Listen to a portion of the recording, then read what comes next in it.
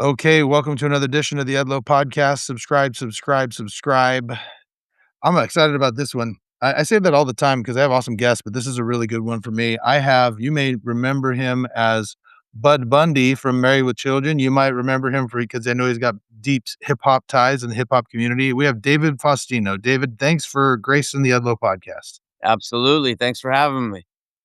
Yeah, so we were just talking off air, talking about Married with Children. Uh, you're starting to do some reunions. It sounds like there's a little bit of a tour. Tell me more about that.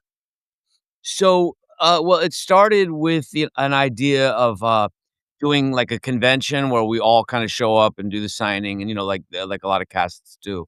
And actually Ben Brocado, who I think you talked to, is my Mhm, partner in that, and, he was trying to get me to say, "Yeah, let's do the convention," and I knew 'cause, Katie does, conventions a lot, mhm, I do, Christina does not, Ed does not, and I know Ed wouldn't, like, there's no way he'd go for it. He he just, he likes a little space, and I think that, so what we kinda reformed it to go, what if we did like a Q&A or a sort of panel where we're up on a stage, we're not signing with people right in our face, um, and, I know Ed, he loves to talk. He's a great storyteller. He loves mhm, to talk about the show. He loves to talk about himself. And mm, so I kind of banked on that. And sure enough, and by the way, he would have made quadruple or more the money that he would have made at a convention than he mhm, did this sort of on stage reunion. mhm. But for him, look, he owns a piece of Married with Children, and he owns a piece of, Modern Family. It's not about the money for him. Right. And so we set this thing up, and sure enough, he bit. So once I had Ed locked in, we approached the ladies. Katie was interested right away. Christina, it wasn't that she wasn't interested, but, as you probably know, she's going through health challenges, so we had to sort of, you know, make sure she was comfortable and set it in a location that it was easy for her to get in and out of, and then we, through a lot of work and a lot of planning and, making people feel comfortable, Ben and I, we've locked it down, and Live Nation came on board, and Mhm, we did the very first, sort of on-stage Married with Children reunion. Now, when I say that, it's not like we acted out scenes. right. We thought about possibly reading the pilot or just an episode, but I think for this one, we just decided to let's just tell stories, let's do Q&A, let's hang out, and so we did our first, reunion at the Wiltern Theater out here in Los Angeles, and it was a blast, man. I mean, it sold out in 2 days. It was just like the fans were just rabid, bro. It was like, because a lot of our fans are like WWE fans, it's Yeah. like same I'm a and big WWE fan. yeah, I mean, there you have it, and it was a lot of those guys, and, it was wild, man, and we had a lot of fun. It's funny when you bring up WWE. So I've done some work with Impact Wrestling and I did a Royal Rumble one. I mean, not wrestled, but I worked backstage at a Royal Rumble. You can't tell. I'm 6'7". I'm a former indie pro wrestler. Well, Oh, say shit. former. I still every once in a while will get in the ring at the lowest levels. You know what I mean? Like local stuff. Wow. But 7, huh? yeah, yeah, I'm a big guy. I look like Andre the Giant on the indie scene because everybody on the indie scene is small. They're Right, right, 5'8", 5'9". right. Wow. But when I was backstage, I was helping with a meet and greet at Impact Wrestling, and it's so funny because when you bring that up, I remember thinking, because 'cause I'm also an attorney, stuff like that, and Got it. I was sitting backstage with a buddy of mine and watching all these people, and I was so fascinated because I thought, there's no other context where, like, me and these people would ever cross paths and connect. You know Mhm, what I mean? And mhm. I think the same thing with, like, Married with Children and TV shows and conventions and stuff like that, where y like, all of the identity stuff kinda disappears, and everybody, no matter where they come from, they can all relate because they love these characters. You know Yeah, what I mean? And s exactly.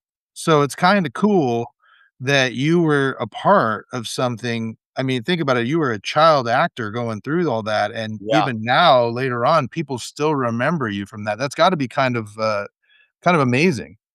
It is. It's a trip, man. I I was a fan of the show, if you know what I'm saying. Like, Yeah. you know, I thought the jokes and the writing was brilliant, and even at I was almost 13 when I did the pilot.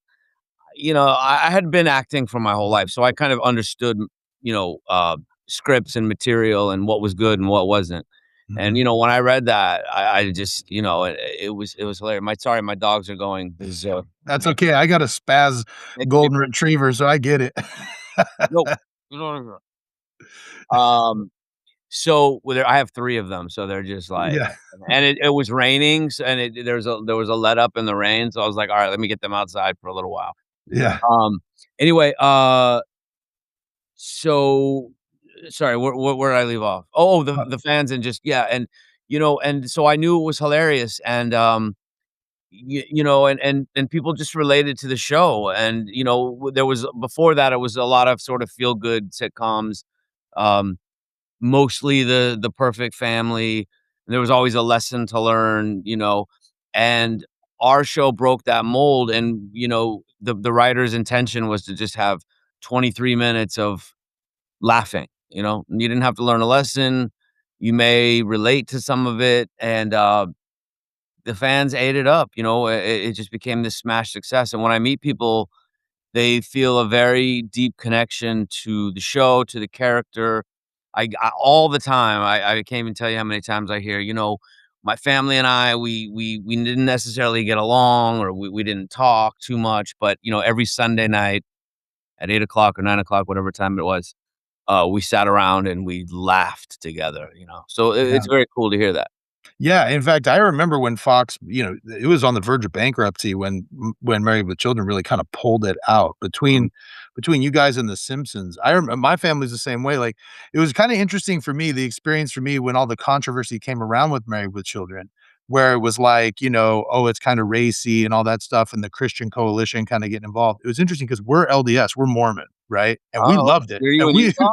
No, no, I'm in Sacramento. I've always been in You're in Sacramento, Sacramento. California, but in our groups, like, there weren't like, me and my buddies, we liked watching it, but, like, their parents wouldn't let them watch it, Oh, you know what I yeah. mean? Like like Yeah. like, people within our community and my family, we were Simpsons too for some reason, we were just like, "Well, we watch it, we think it's hilarious." You know Yeah, what I mean? Like, and so it was yeah. kind of interesting because we were the same way, like, that night from 8 to 9 between The Simpsons and there was usually something in between, and then there was Married with Children.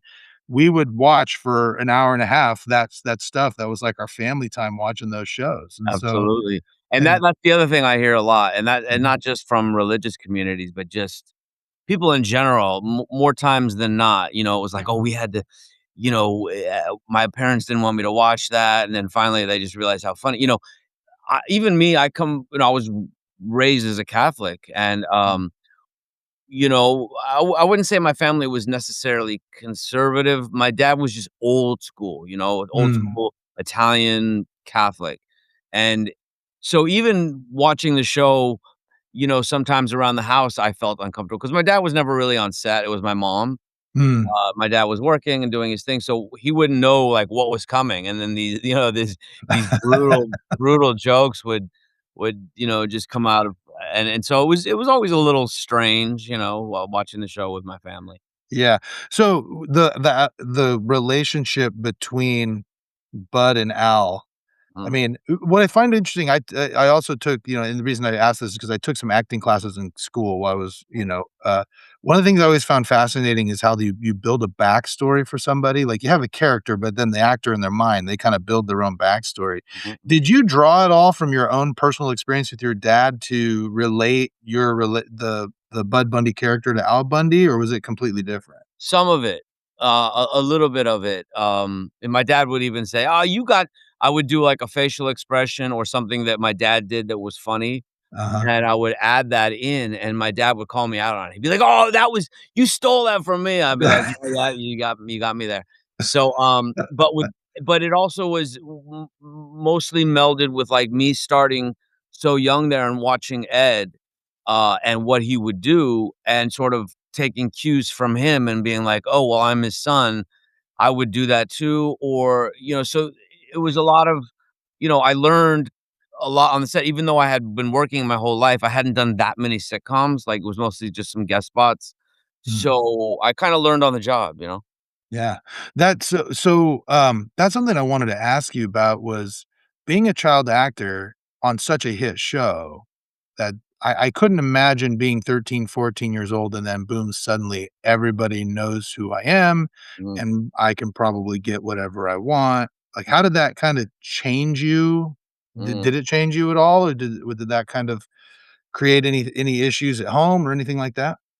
I mean, so yeah, so like you alluded to, I was working my whole life, but I had never gotten fame. I worked on Love Boat and Family Ties and Fantasy Island and, Little House on the Prairie and all of these shows, but I don't think I was ever recognized in the street, and that 12-year-old, 13-year-old part of me, um, just craved that, it's like I Mhm, wanted that attention, and it wasn't, the first 3 years, of the show, 2.5, 3 years, the show was not popular. It wasn't in all of the country. There was a good portion of the country that didn't even have access to mm, Fox, mm, or it was, like, on some station, like, Channel 99 on whatever. mm, So, then in, like, the 3rd season, this woman, Terry Rakolta, out in Michigan, you know, extremely wealthy family, and powerful family. She and conservative family. She came into the room and saw her kids, like, cracking up at the show, and she, had to know, "What is this?" And she watched it and was just appalled. She was mhm, just, and so she successfully she started a campaign, man, and she successfully got Coca-Cola, McDonald's, like, big sponsors to pull, and it became this big story in the news, and it was, like, literally a week after, everybody had to know what this show was that we shouldn't be watching, and mhm. it became a smash hit after that. As a matter of fact, the producer sent her a thank you basket, which Yeah. uh, but, and then the recognition started, and it went from, like, no recognition to just insanity. It was Mhm, wild, and there was there's perks and there's perks and there's problems with that. I mean, I loved the attention, I loved obviously meeting, girls, cute girls at that age, and, you know, getting into nightclubs at a young age and in New York and traveling and all that stuff was great. The hard part about fame is that when you're not in the mood for it, it happens anyway, and mm. that can be fucking rough, man. Like, if you're just not feeling it and you're having a bad day or you're feeling insecure or all of these things, especially that come with puberty, adolescence, and, so that part I really didn't like. There was a there was a part of me from, like, the age of 15 to about 18, a 3-year span in there, within that 11 seasons, that I was extremely uncomfortable with fame. I just I didn't like it. I didn't like people looking at me, and, a lot of people were just trying to give me love and, say how much they love the character, but I just and also kids at that age, other teenagers, boys, um tend to not like it when somebody else is getting a lot of attention and the girls might be talking, and so I would have to deal with a lot of, what they call haters, I guess, Yeah. from young guys. And that was always a pain in the ass, Um, but I had a big crew, so my crew would always be with me and, Mm. uh, but, but then when I got turned 18, I don't know, I had like a turn in, my mind, and, I just started to, like, feel, "Oh, okay, these people just wanna give me love," and then from that point on, I sort of, um, just enjoyed the ride and enjoyed, the success, the fame, whatever you wanna call it. Yeah, that's interesting. The reason I bring that up is because, being my size, I'm usually the biggest guy in the room, and for whatever reason, every time I walk into a room, people wanna talk to me. They always bring up how tall I am, and then they strike up a conversation, and Do they sometimes ever go, "You're 6'7"? oh, dude, all the time. All the time. In fact, I've started joking when they ask me how tall I am, I go, "I'm 5'10." Just 'cause Ah, just that's 'cause funny. 'cause I just don't want 'cause that especially 'cause I'm a I'm involved in the parent service organization at my kid's school, so when I walk on the school, the kids are always doing that. Oh, It my. should always be but I used to think I used to be uncomfortable with it because it'd be like, there's just no anonymity, and I was like, I couldn't imagine being famous, you know what I mean? Yeah, Because I'm not famous at all, like, people don't I mean, yeah, maybe people know me in the community here, but as far as people I've never met just coming up to me and being like, "Hey, you're Josh," like, yeah. no one would really do that, and so it's gotta be super tough, in those moments, and especially now, I mean, gosh, like, imagine being your age now and having to deal with social media and Oh, video and dude, YouTube and all that. dude. I'm so glad that, like, you know, at least in my youth, didn't have to deal with that. That would've been a whole other nightmare. Right. Um, I was able to not fly under the radar, but, in a way, have also a private life on the side. So, yeah, that would be tough. And, on the opposite end, I'm very short in stature. I'm 5'3", so it's not easy to hide me either because people know that. Right. Me and Seth Green. Yeah. Yeah, yeah. So now do you have a favorite, like, moment or show episode of Married with Children? Oh, yeah, I have a few of them. I really liked the Christmas episodes are always were, 3 of my favorite episodes being I think it was the 1st season, where Santa Claus is, supposed to parachute into Al's mall where he works at the shoe store. Mhm. And Al's, like, pissed off and, doesn't wanna deal with the traffic and the people, so he's, like, doesn't go to work that day. And we all watch it on the TV. And, you hear the announcer and he's jumping and here comes Santa, he's parachuting, and then it goes to, "Why is he flapping his arms? Santa's chute doesn't seem to be opening." And then you hear the trees crackling and this tremendous thud, and, he lands dead in our backyard, and we end up having to have, like, Christmas dinner at the coroner, pulling the body out, and, there's a great line in there, Steve says, Steve, remember the original Steve, the first Yeah. he says, he says, "You ghouls, how can you, have Christmas at a time like this?" And Al says, "What do you want us to do, Steve? Quit eating?" Yeah. And, it's just a funny episode, and, in that, they had this, like, life-sized dummy, man, weighted, Uh-huh. like a 180-pound dummy that they had on these hooks. And, they had a compressor or whatever, and we would do the scene, you would hear the trees crackling, and that was our cue to turn around, and this thing that would release it from the hooks, you could hear it from where we were, you could and we knew it was coming, and we laughed every time, man. We couldn't keep a straight face, and to this day, if you watch the show, it's the only time Ed sort of he could barely hold his laugh in, and he actually looks at the camera for a split second, and, it's a funny episode, and then I love the ones that Sam Kinison, he did Oh, 2, yeah. back-to-back, Christmas episodes where Yeah. the setup was, kind of It's a Wonderful Life, but instead, Al is shown by an angel how great everybody's life would be without them, Yeah. so and he was great. Sam was, a trip to work with. So those Yeah. are some of my favorites. I like the Florida episode where we go down and take a vacation and there's an axe murderer in the motel. Yeah. So those are some of my favorites.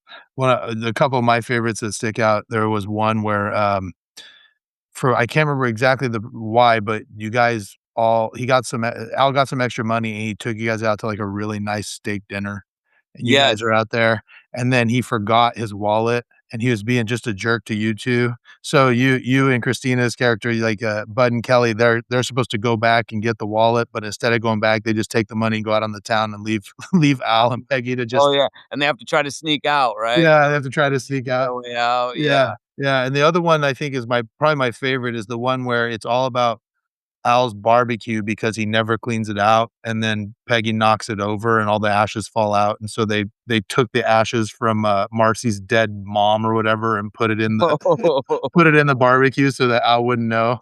Oh my god, that's so foul and Yeah, so funny. yeah, Um, that's great. Yeah, I mean, yeah, as a matter of fact, the one you mentioned, the restaurant episode, 'cause Ben and I, we pulled all the clips 'cause, we produced it together, this right, reunion. So Sure. we cut all the clips together. We did like a 10 or 13-minute reel of best of, and there was a few scenes from that very episode, Yeah. that we Yeah. put in there, yeah. Yeah, that's awesome. So, now the one thing I love talking to people who've made it, right, is, there are probably some people out there who think that, well, you were just lucky, right? Like, Mm, you just kinda landed in this place. mhm. I don't think that that's true. I think that people who are successful become successful, that there's just something in them. What do you think it is about you, at the risk of, I mean, self-aggrandizement, but I mean, what do you think it is about you that you were successful when so many other actors aren't? I mean, quite honestly, a lot of it I was raised into a show business family, so that part of it, yeah, I mean, it's the luck of the draw. I mean, you land where you land, but, I also gave up being able to play sports. I couldn't do any practices, every at least 3 days a week, you get out of school at 2:30, your mom is there, and you hit the audition trail. Mhm. Sometimes 2, sometimes 3, sometimes 4, and, and you spend your Saturdays in acting class.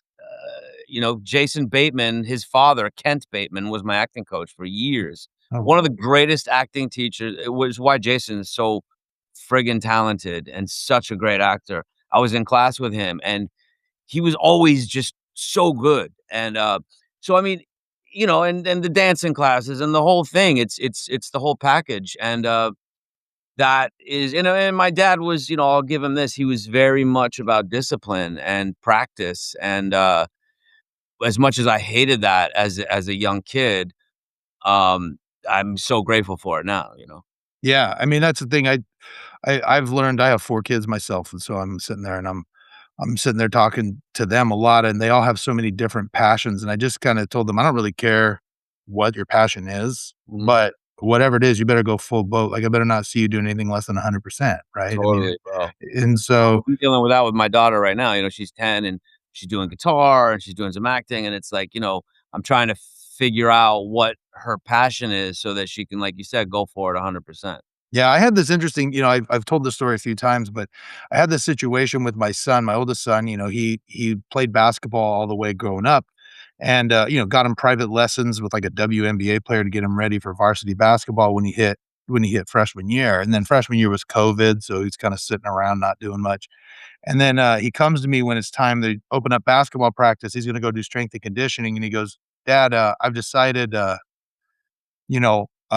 don't wanna go play the basketball team. I think I wanna go try out for the choir. And I was like, "You wanna quit like, I'm a basketball sports guy," and I'm Yeah, like, yeah. "You're gonna quit basketball to become a choir boy? Is that what I'm hearing?" And Uh-huh, uh-huh. and he was like, "Yeah." And so we kinda fought about it because 'cause I'm like, "I've spent a bunch of money. I've done all this stuff, like, to get you ready. You're gonna go." He was gonna go and be on the varsity freshman year as a center. So I'm like, "I don't understand." And he quit, and then, I was just like, "Whatever," and then I went to the first choir concert, and I heard him sing, and I was like, "Oh, okay." Nice. Right? And so now he's done all sorts of wonderful things, and it really taught me as a father a lesson, Mhm, which was, it's not about what I'm passionate about, it's yeah, about what they're passionate about. And if I don't I have a daughter who's hugely into musicals, that if she wasn't at school, she'd probably be on here with me to meet you because she's uh, just like she's a theater kid through and through. got it. Teach it, all that. So I've seen more musicals than probably enough to make me vomit, you know what I mean? Yeah, And, yeah, like, yeah, yeah. but, like, it's just that's their passion. So I think that that's the most important thing is just making sure it's their passion and they just work hard at it. It's interesting, and I agree with that, but, then there's sort of the other side of that where you like, for instance, one thing my dad really wanted me to do was play an instrument. Now I play the turntables, and I call that an instrument because it's just as time consuming and practice, required, and, you know, lots of time and energy goes into, tur turntablism, DJing, um, and so I finally, over the last 10 years knew that, but he really wanted me to play piano or an instrument, and, he sort of forced that, and I hated it, and I fought it. That's the one thing I never did learn because, he went so hard in on it, and I just, like, fought it. But then you got, like, girls like, Serena and Venus, right? Yeah. And it's like was that their passion or was it their dad forcing it down their throat? I don't really know, Yeah. but whatever it was, here they are as, some of the greatest, tennis players ever. Yeah. So, it's kinda and then you have the Michael Jackson side of it, not that his life obviously turned out great because it didn't, Right. but, the Joe Jackson was, you're gonna sing and you're gonna dance, and here Yeah. he became one of the biggest stars, but at what cost though, right? Yeah, I actually just had this conversation with my son. He's in Peru right now on a church mission, and we talk once a week, and I was telling him, I go, "So much of parenthood is making your kids do things they don't wanna do, but you know it's best for them."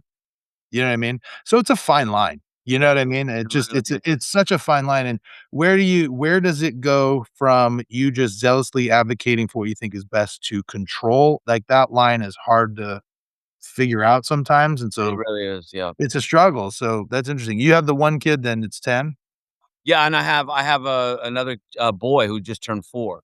Oh, I have cool. I have the girl and the Yeah, boy, that's a and, fun age. That's a fun age. oh, dude, it's the greatest. It's the gr Yeah, it's funny because I had my daughter first, obviously, and, when my wife got pregnant the second time, I wanted another girl because that's the only relationship I knew, the right, father-daughter thing, which is obviously great, right. and I was like, when I found out it was a boy, there was that tinge of disappointment, I was like, "Oh," Yeah, you know?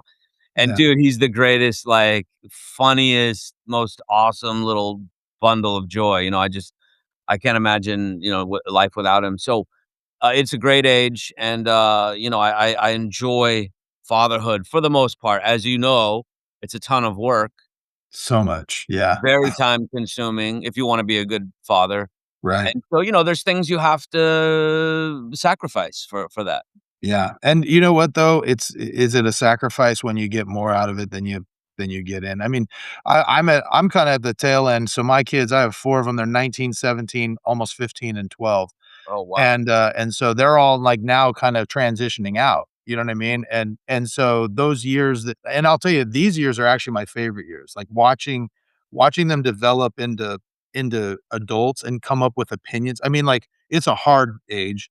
Yeah, Not hard like a 4-year-old. A 4-year-old, you're, like, still trying to make sure they don't kill themselves, you know what I mean? And you're keeping right, 'em but, like, now it's, like, emotional, like, you gotta deal with you know, boy dating, and you gotta deal with, like, yeah, what they're wearing and what they're yeah, gonna manifest into the world, and then their political views are developing and watching right, them develop those and how they reason them through, and yeah. that's super rewarding, to watch them kind of figure out. Because now, like, I have a girl who's a junior and one who's a freshman, one who's out on his church mission, and all 3 of them are kind of in different levels of, "Well, what do I wanna do with my life?" You know, How and old is your daughter? my daughter, I have a 17 and a 4 and a almost 15-year-old, they're 2 daughters, and Well, it's good to hear that you're enjoying that part 'cause I get super nervous about it 'cause, my daughter, as I said, she's 10, but that sort of the hormones and the emotions and all those oh, things are dude. starting already, and I'm like, "Oh That my god." that's gonna get worse. Like, 7th and 8th grade are hard because Ooh. it's not only hard because like, my boys, I can handle them breaking things and wrestling around and stuff, and the girls, is just so much more emotional, and I Oh, struggle with that. yeah, But the thing that's really hard is that they both and my daughters are they're very similar, but very different, and so my oldest daughter is pretty stoic, she kinda keeps to herself as far as, like, how she's feeling. You really gotta drag it out of her, and then my second daughter is very much opposite, like, you're knowing how she's feeling even when you don't want to, yeah, and so talking to the both of them, though, there's always, like there's some drama, some girls having a drama with another girl, and then, yeah, you know what I mean? And so but they've both found their communities, like, my daughter at theater has found a theater kid community that she just absolutely loves, and those good, kids, they're loud and obnoxious, but they're great kids, and then good, my other daughter through our church has found, like, a good community too, and, it's fun. So, yeah, it's a struggle, but it's so much fun too, like, just like anything, right? Like you said, a child acting came with perks and things that you wish that you didn't have. yeah. It's just like that on steroids. Yeah, man, I'm just ready for the adventure. I'm nervous about it, but it's just part of life. It's part of parenting. So I'm Yeah. excited and like, oh shit, what's to come? Yeah, but it'll be good, like, trust me, like, you obviously just by the way you talk, you can tell you're good, you're a good dad, and it's Well, like I try, thank you. Yeah, and so if you can, you just keep that up and just keep consistent. That's the thing they want the most is just the consistency, Yeah, And so but yeah, so back to you. Now, one of the things I wanna talk about is you have some deep ties to the hip hop community. You just mentioned turntables, stuff like that. Um, where did that come from? before I started Married with Children, I was listening to a lot of what people were listening to then, even people in the hip hop, community, a lot of new wave. You had your Duran Duran and these kinda groups, which actually, if you go into the roots of hip hop, was kind of, down in downtown Lower Manhattan, they would have these new wave clubs, and people like, Blondie and these people were coming in there, and the hip hop community melded with them, and that's how it kind of was introduced to, I wouldn't say the mainstream because it wasn't mainstream yet, but uh, a different crowd. Mhm. And so when two things happened. One, a studio teacher I had. I won't mention his name because he turned out to be kind of an idiot, but that's a whole other story. But he worked with a lot of, inner city youth, and he'd work at these, juvenile hall centers, and he would hear all the hip hop coming in. And Mm. so when I was, actually Christina Applegate introduced me to the Beastie Boys, believe it or not. I didn't really Oh, know their nice. music, yeah.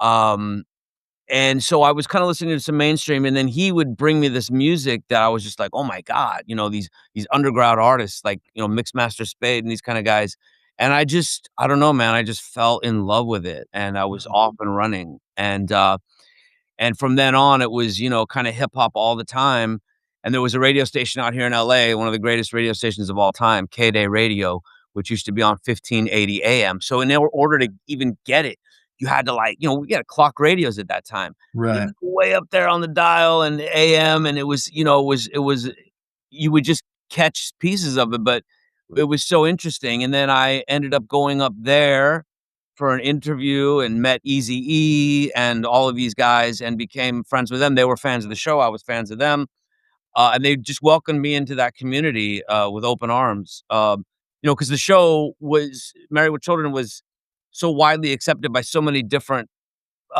sort of people and socioeconomic lines, and you had Yeah. the people you had the hood. We always say, Married with Children got all the love from the hood, and we did. Um, and then that morphed into starting a hip hop club here in Los Angeles called Ballistics, and, what started out as this idea became a serious movement out here in Los Angeles. I mean, it birthed Will.I.am, who was Will 1X at the time. Mm. All the Black Eyed Peas met there. They literally didn't know each other. They met at my Mm. club.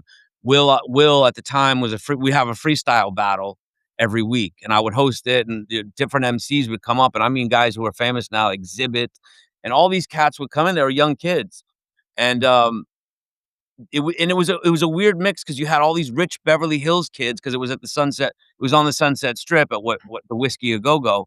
That's where Mm. we threw it, and, so you have this meld of people coming from East LA or South Central and then Beverly Hills, and somehow it all worked. It's the weirdest thing, Nice. and all these people met. You'd have Leo DiCaprio there, you'd have Will there, you'd have, all these guys, and, Will, which a lot of people don't know, was one of the illest, best uh, freestyle battlers of all time. And Mm. you'll check if that's certified, and known in the underground world. And he would just tear MCs to pieces. I mean, people would leave there crying. I mean, he was just brutal.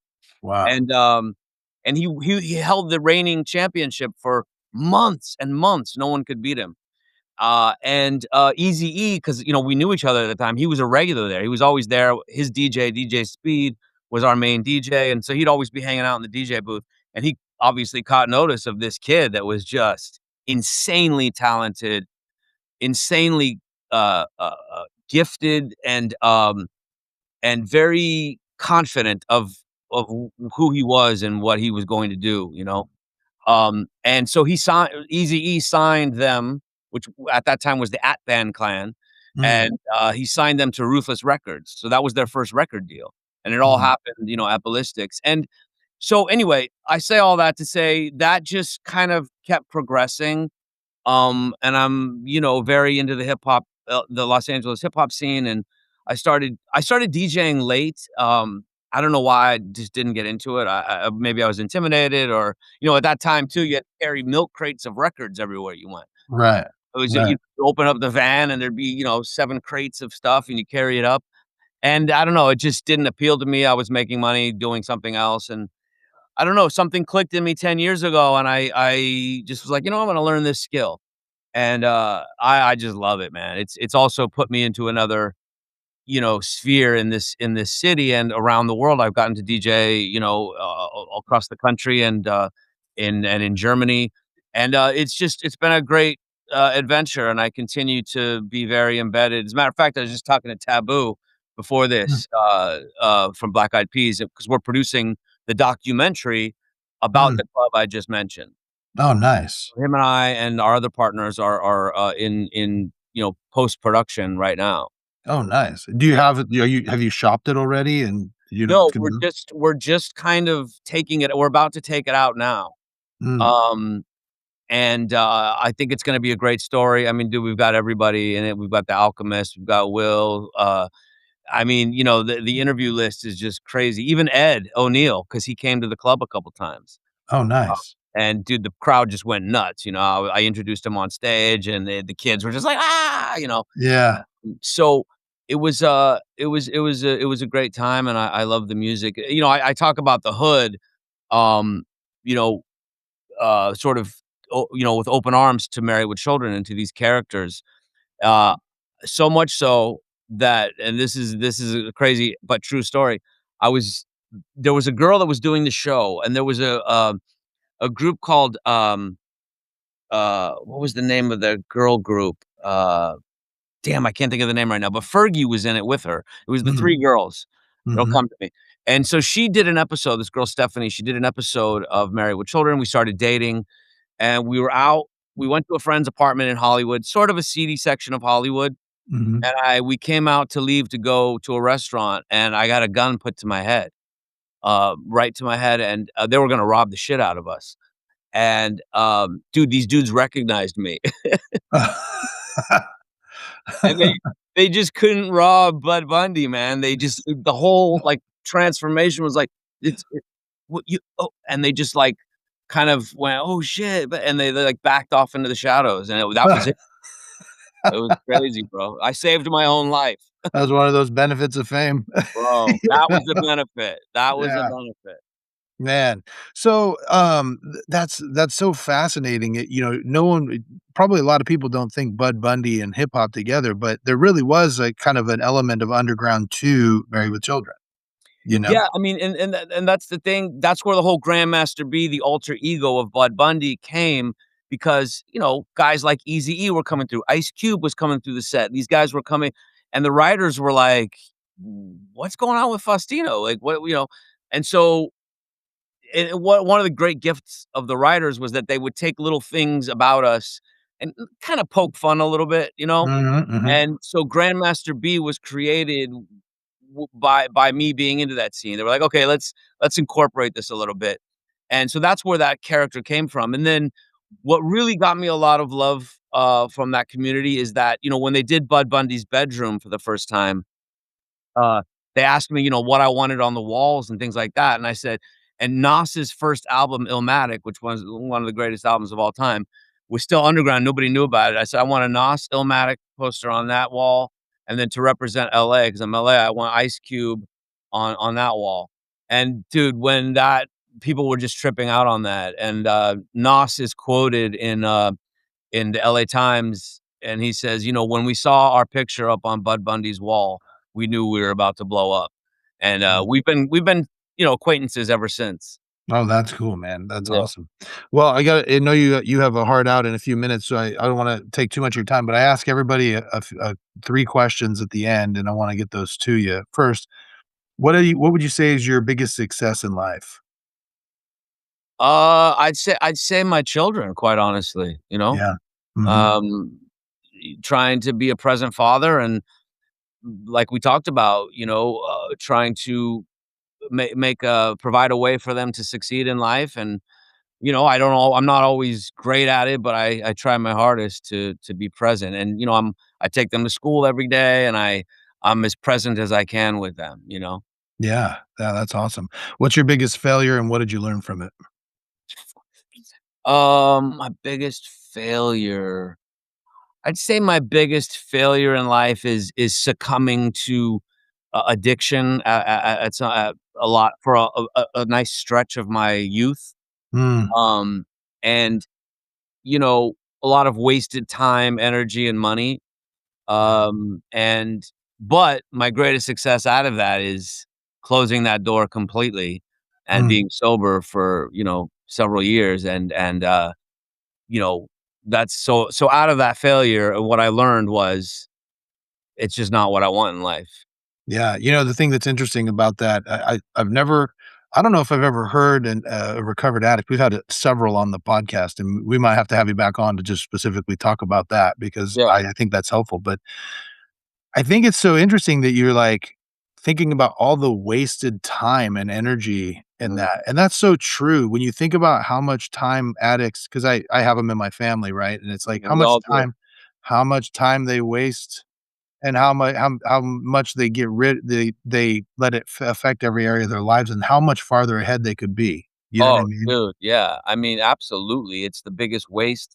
And, not to mention relationships and, it's just it's crazy, but, when somebody comes out of the other side, it's like, wow, it's Yeah, tremendous. And, yeah, my son will never know that part of me because he's so young, but my right. daughter, you know, got to witness some of that and, in the beginning and, but the good news is she got to see me transform as well. Yeah, my So dad it's insane. my dad was an addict off and on my whole childhood.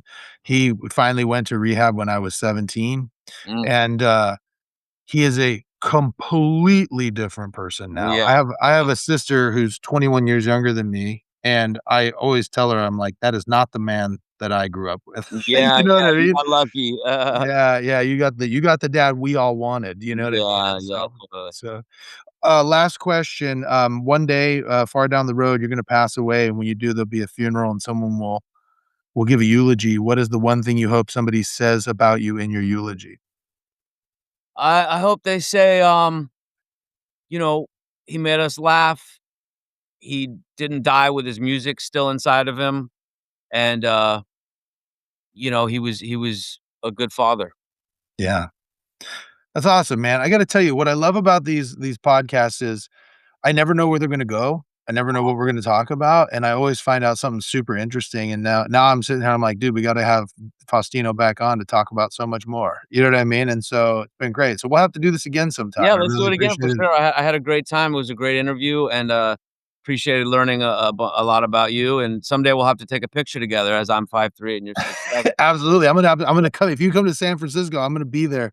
I'm Sounds gonna good. meet you Yeah, so guys. so let me just shout that out real quick. So we have, we're gonna have another show out here in Los Angeles, I think in May, Mhm. maybe at the Dolby Theater is what they're talking about, and then we're gonna do a Vegas run for Mm, maybe 3, 4 nights, mhm. possibly at the Venetian, and that should be coming up sometime in the next 6 months or so. So, Ben will know all that information. Awesome. Yeah, we'll get that we'll definitely get that out, and I'll be there. I love that show, so big fan. For those of you who've listened, thanks for listening, subscribe, and we'll catch you next time.